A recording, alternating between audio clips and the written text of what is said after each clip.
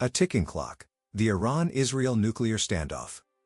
What happens when two powerful enemies sit on a powder keg of history, ideology, and nuclear capability?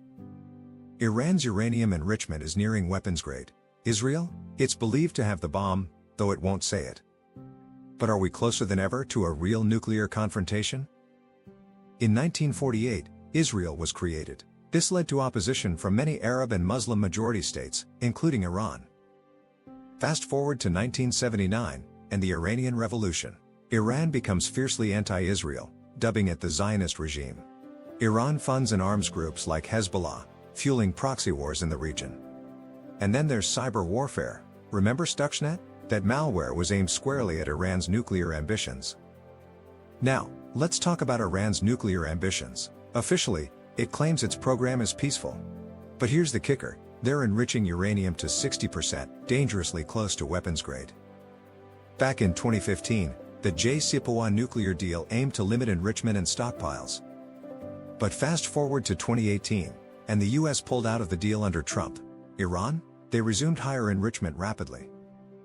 International watchdogs, like the IAEA, have raised concerns. Iran's transparency? It's dropped significantly. Now, let's shift gears to Israel's undeclared nuclear arsenal. Their policy? Strategic ambiguity. They neither confirm nor deny having nuclear weapons.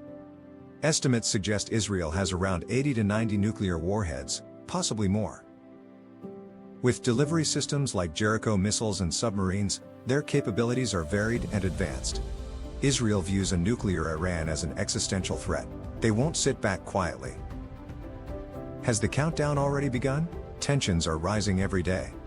Israeli airstrikes in Syria target Iranian forces directly. Plus, there have been assassinations of Iranian scientists, like Mohsen Fakhrizadeh in 2020. Just recently, we saw tit-for-tat attacks in April 2024. Iran's proxies, like Hamas and Hezbollah, are armed with long-range missiles, raising alarms. Israeli leaders often say they won't allow Iran to go nuclear, hinting at possible preemptive strikes. Now, let's dive into the science of a nuclear exchange.